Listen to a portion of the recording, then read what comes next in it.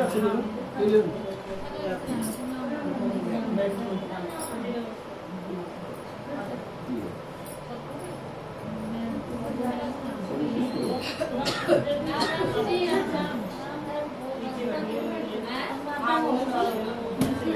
ले लो, आगे दे दो। सबका आदमी ले लो, कुछ कर दो। अतः ऋषि पंचमी को निर्णय संपूर्ण पूजा में मध्याह्न व्यापनी तिथि ग्रहण करनी चाहिए। यदि दोनों तीनों मध्याह्न व्यापनी पंचमी हो पूर्व युक्त होनी चाहिए। जैसा कि माधवाचार्य ने कहा कि सब जगह पंचमी पूर्व ही लेनी चाहिए। जो निर्णय सिंधु में दिवोदास से ऋषि पंचमी षष्ठी युक्त कही है वह मान्य नहीं है। अब स्नान विधि यह व्रत करने वाला प्रथम एक बार भोजन करे। भाद्रपद शुक्ल पक्ष पंचमी अर्थात ऋषि पंचमी को मध्याह्न समय दोपहर में किसी नदी जलाशय पर लट जीरा के 108 अतः 7 दातुन आर्यबुल से श्लोक प्रार्थना करे। मुखार दुगुंदी पढ़ना व दातुन करे। दातुन करने के बाद शरीर में मिट्टी लगाकर स्नान करे अथवा लौकिक रीति से सिर पर लट जीरा की 108 या 7 पत्ती रखकर 108 या 7 गोते लगाकर स्नान करे। तदंतर नियमानुसार नीचे लिखे विधान से ब्रह्माकुश विधि पंचगौ गोमूत्र गोबर से गोदूत गोघृत गोदधि बनाकर राशन के लिए दाहिने हाथ में जल लेकर संकल्प करे। संकल्प करके तांबे आदि पात्र में गायत्री मंत्र से गोमूत्र और गंध द्वार से गोबर और अभ्यास से दूध कर सुबह आदि काष्ठ से मत कर 7 हरि कुशाओं के नीचे लिखे मंत्र पढ़ता हुआ पंचगव से 10 आहुति दे अर्थात पृथ्वी पर कुछ से डुबा कर चबाता जाए। इस प्रकार 10 आहुति देकर यत्र ग्रंथि मंत्र पढ़कर ओम को उच्चारण कर पंचगव प्रशासन करे। यदि हवन करने की इच्छा नहीं हो तो आहुति देने वाले मंत्र का उच्चारण कर पंचगव प्रशासन करे, परंतु बिना मंत्र पढ़े ही पंचगव प्रशासन नहीं करे। कथा इस प्रकार राजा सुतासुर ने कहा कि हे पितामह मुझे ऐसा व्रत बताइए जिससे समस्त पापों का नाश होए। तब ब्रह्मा जी ने कहा कि राजन मैं तुम्हें वह व्रत बताता हूँ जिससे सब पाप विनाश को प्राप्त होंगे। वह ऋषि पंचमी का व्रत है जिसके करने से नारी जाति के तमाम पाप दूर होकर पुण्य की भागी होती है। इसके लिए तुमसे एक पुरानी कथा कहता हूँ। विद्रोह देश में एक उतंग नाम के सदाचारी ब्राह्मण रहते थे। उनकी पतिव्रता नारी सुशीला से एक पुत्री और एक पुत्र का जन्म हुआ। पुत्र सूर्यभूषण ने वेदों का सांगोपांग अध्ययन किया और कन्या का सामान्यानुसार एक सामान्य कुल में विवाह कर दिया। पर विधि के विधान से वह कन्या विधवा हो गई। तब वह अपने सतीत्व की रक्षा पति के घर रहकर करने लगी और ब्राह्मण सपरिवार गंगा तट पर कुटी बनाकर ब्राह्मण बालों को विद्या अध्ययन कराने लगे। एक दिवस कन्या माता पिता की सेवा करके एक शिलाखंड पर शयन करने गई। रात भर में उसके सारे शरीर में कीड़े पड़ गए। सुबह जब कुछ शिष्यों ने उस कन्या को अचानक इस दशा में देख उसकी माता सुशीला को आवेदन किया कि माता गुरुपुत्री के दुख को देखिए। गुरु पत्नी ने जाकर उस अपनी पुत्री को अचानक दशा देखकर नाना तरह के विलाप करने लगी और पुत्री को उठाकर ब्राह्मण के पास लाई। ब्राह्मण की पुत्री की दशा देखकर अति विस्मय को प्राप्त हुई और दुखी हुई। तब ब्राह्मण ने हाथ जोड़कर कहा, महाराज क्या कारण है कि इस पुत्री के सारे शरीर में कीड़े पड़ गए हैं। तब महाराज ध्यान करके देखा तो पता चला कि यह पुत्री 7 जन्म पहले ब्राह्मणी थी। तो एक दिन रजस्वला होते हुए भी घर के तमाम बर्तन भोजन सामग्री छूट ली और ऋषि पंचमी के व्रत को भी अनादर से देखा। उसी दोष के कारण इस पुत्री के शरीर में कीड़े पड़ गए, क्योंकि रजस्वला रजोधर्म वाली नारी प्रथम दिन चंडाल के बराबर, दूसरे दिन ब्रह्मघातनी के समान और तीसरे दिन धोबिनी के समान शास्त्र दृष्टि से मानी जाती है।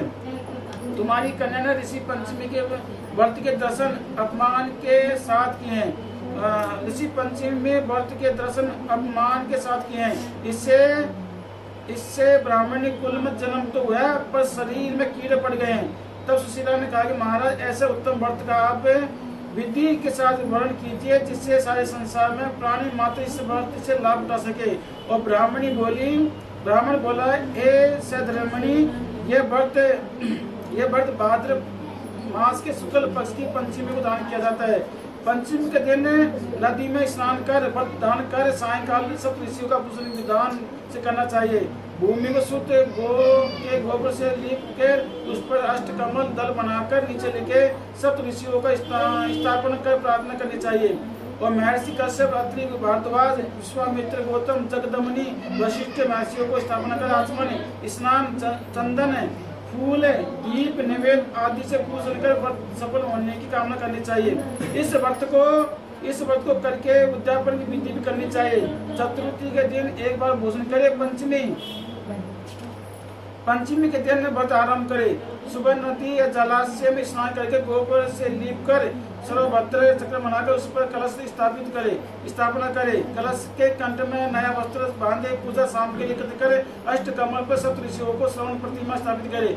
फिर षोडशोपचार से पूजन कर रात्रि को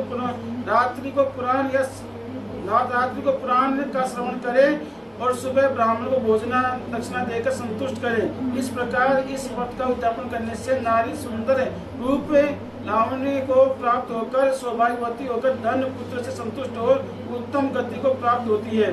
दूसरी कथा भविष्य पुराण में इस प्रकार की आती है कि एक बार भगवान कृष्ण ने महाराज युधिष्ठिर ने कहा कि वह कौन सी पंचमी है जिसके करने से नारी जाति दोष से मुक्त हो कर पुण्य को प्राप्त होती है।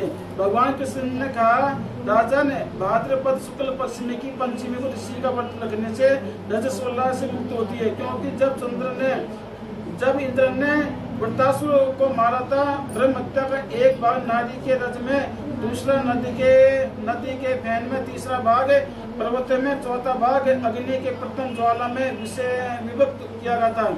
इससे हर वर्ण जाति को नारी की रजस्वला होने पर प्रथम चांडाली, दूसरे दिन ब्रह्मघातनी, तीसरे दिन गोपनी मापी दोषी होती है।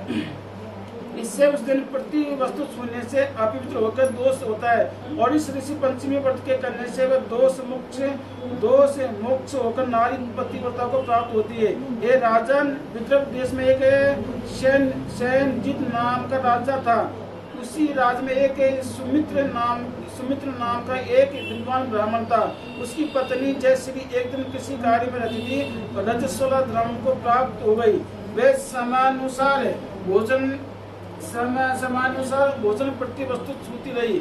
इस प्रकार समय पूर्ण होने पर दोनों पति पत्नी की मृत्यु हो गई। मरने पर ब्राह्मणी को पुत्रिया का जन्म हुआ और ब्राह्मण को बैल का। पर इन दोनों को अपने तप के प्रभाव से पूर्व जन्म की बातों का स्मरण बना रहा। ये दोनों प्राणी अपने पुत्र के घर पालित हुए। एक दिन पितृपक्ष में ब्राह्मण कुमार ने अपने पिता को श्राद्ध तिथि में विधि के साथ ब्राह्मण को भोजन कहा और अपनी पत्नी को स्वादिष्ट पकवान बनाने की आज्ञा दी। इधर ब्राह्मण को पतों ने विविध पकवान खीर आदि बनाकर तैयार किया। और भाग्य साथ एक सरफ ने उसी खीर में जहर उगल दिया। यह हाल ब्राह्मणी कुतिया बनकर देख रही थी तो उसने सोचा कि अगर ब्राह्मण खीर खाएंगे तो मृत्यु को प्राप्त हो जाएंगे। इससे मेरे लड़के को ब्रह्म हत्या का भारी पाप लगेगा। इससे वह उस खीर को कुतिया ने जाकर झूठी कर दी। तो भवन ने कुतिया को इतनी मारी कि उसकी कमर तोड़ दी और खीर फेंक के दूसरी बना ली। इस श्राद्ध कर ब्राह्मण को भोजन कराया। रात को कुतिया ने जाकर अपने पूरे पति बैल से दिन में होने वाली सारी घटना बताई। तो बैल बोला, प्रिय, तुम्हारे पाप के संसर्ग में आज मुझे बैल होना पड़ा है। आज मेरे लड़के ने दिन भर मुंह बांध के मुझे जोता है और अभी तक एक मुट्ठी घास भी नहीं डाली है। ये सारी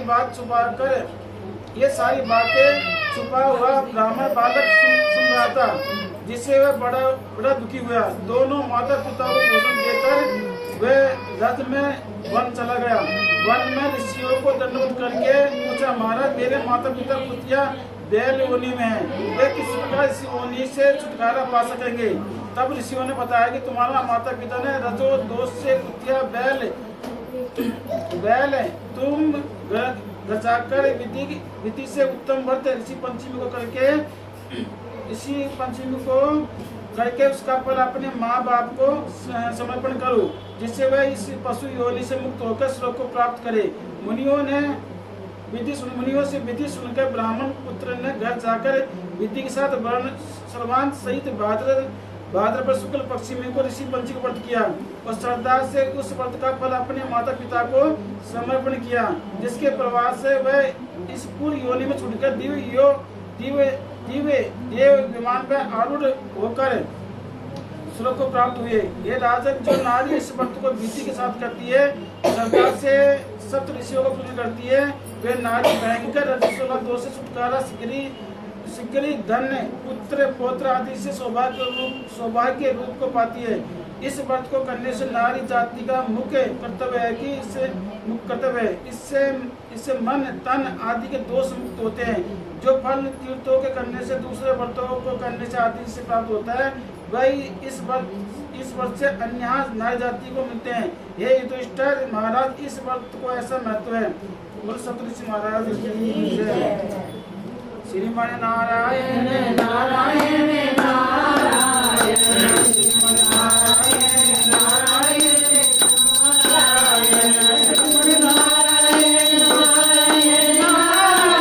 श्रीमन नारायण नारायण नारायण श्रीमन नारायण नारायण नारायण श्रीमन नारायण नारायण नारायण भगवान नारायण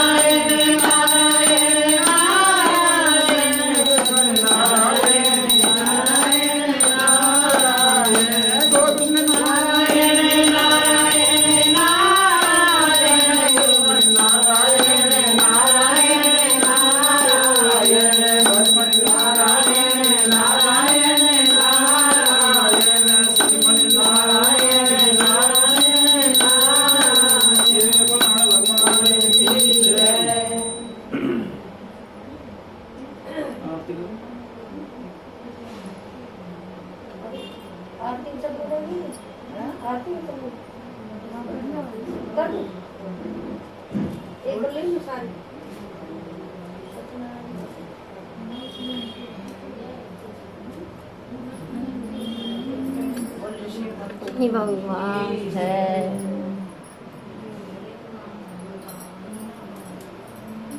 जय बोलो सप्तऋषि बोल सप्तऋषियों की जय।